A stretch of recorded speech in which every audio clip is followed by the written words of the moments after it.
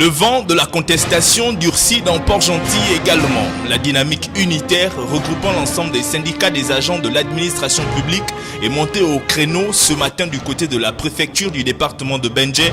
En ce qui concerne le cahier de charge, l'augmentation du SMIC et du point d'indice, entre autres, constitue l'essentiel du motif de cet énième piquet de grève, peut-être celui de trop dans notre pays. Nous sommes là, effectivement, les syndicats de l'administration qui sont réunis dans leur ensemble. Donc, comme vous pouvez le voir, aujourd'hui nous sommes au piquet de grève de la préfecture et tout le monde est là réuni. Parce que aujourd'hui, comme vous le savez, la dynamique unitaire a posé des préalables et parti en Ngondje a demandé à négocier. Malheureusement, on a constaté l'absence des membres du gouvernement et qui a fait en sorte qu'aujourd'hui, les syndicats dans leur entièreté mettent en place la dynamique unitaire pour revendiquer l'augmentation du SMIC qui a été proposée à 300 000 francs au lieu de 80 000 comme à l'heure actuelle, à 1500 le point d'indice, contrairement à 425 comme à l'heure actuelle. Donc, vous voyez, il y a tous ces détails-là qui font qu'aujourd'hui, les travailleurs, donc les syndicats qui ont décidé de travailler sont bel et bien présents, montrent de leur maturité, de leur volonté de vouloir travailler. Mais, comme vous le savez très bien, c'est le gouvernement qui aujourd'hui est en train de prendre le large entre-griffes, comme on le dit.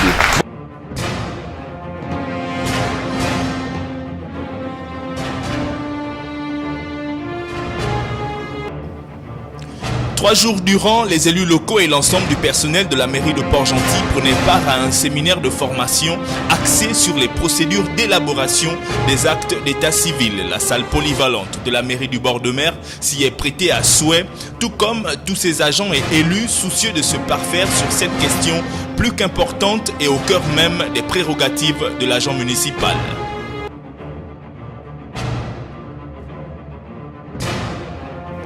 Le scellé du chantier de la future école supérieure et nationale de commerce de Port-Gentil en inquiète plus d'un.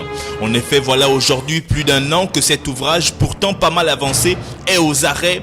La nature commence à y reprendre ses droits. Les questions qui pèsent sur toutes les lèvres sont de savoir quels sont les motifs de cet arrêt et à quand la reprise des travaux.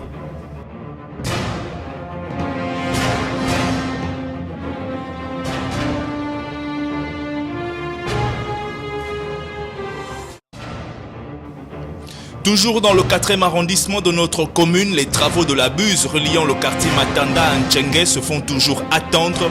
Le risque d'effondrement est sans cesse grandissant, surtout qu'après les travaux de réfection de ce tronçon, certains automobilistes, particulièrement de poids lourds, s'y croient sur une piste de rodéo. L'inquiétude gagne le cœur des habitants et usagers du coin. L'avenir de ces travaux n'est représenté que par un énorme point d'interrogation.